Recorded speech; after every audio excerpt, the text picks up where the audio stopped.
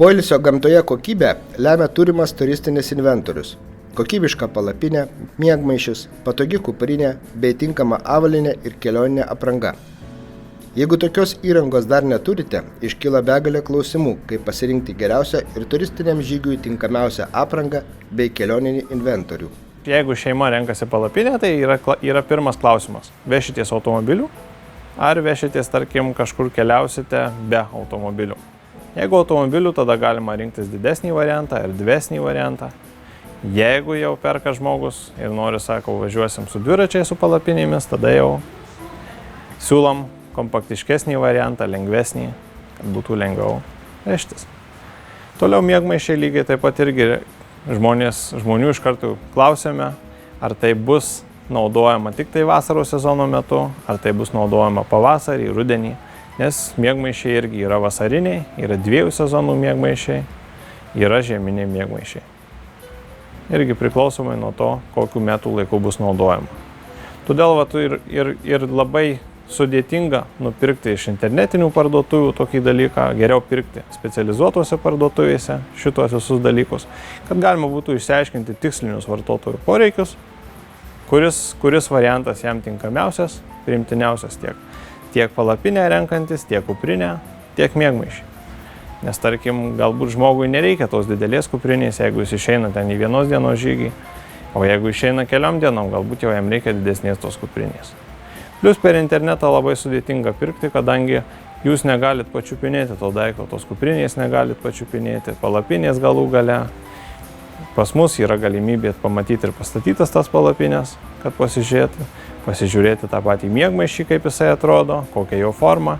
Miegmaišiai irgi būna 2 tipų, būna voko forma, būna mumijos forma. Voko forma yra didesnis ir erdvesnis miegmaišis.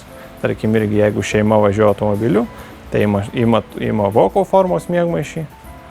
Jeigu reikalingas kompaktiškesnis variantas, tada yra naudojama ir populiaresni yra mumijos formos miegmaišiai.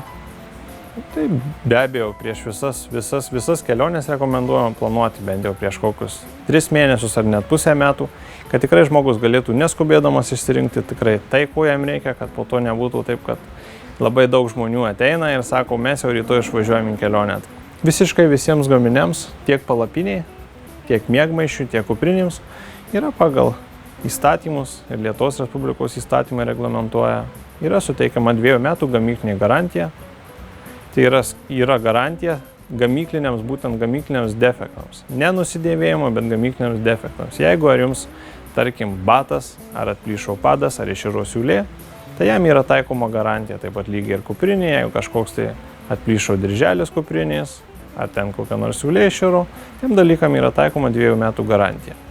Nusipirkus, pavyzdžiui, kuprinę, ten miegmaišį ir palapinę, jūs turite 2 savaitės apsigalvoti, apsižiūrėti namuose. Aišku, jinai turi būti nedėvėta, per 2 savaitės jūs galite grąžinti mums, jeigu jums netiko tas daiktas. Pirmiausia, turite savo užduoti tokius klausimus. Kur keliausiu, kokio sudėtingumo tai bus žygis ar kelionė, ar bus ekstremalių sąlygų. Antras klausimas, už kokią sumą savo galite leisti įsigyti daiktą. Trečias klausimas, naudojimo dažnumas. Ar perkate kelioninį inventorių vienai išvykai, ar planuojate ilgesnius žygius su nakvynėmis bei keliavimą į kalnus? Klausimų išties daug, o teisingus atsakymus greičiausiai gausite specializuotose turistinių inventoriumi prekiaujančiose parduotuvėse. Taigi, pasikliaukime profesionalais.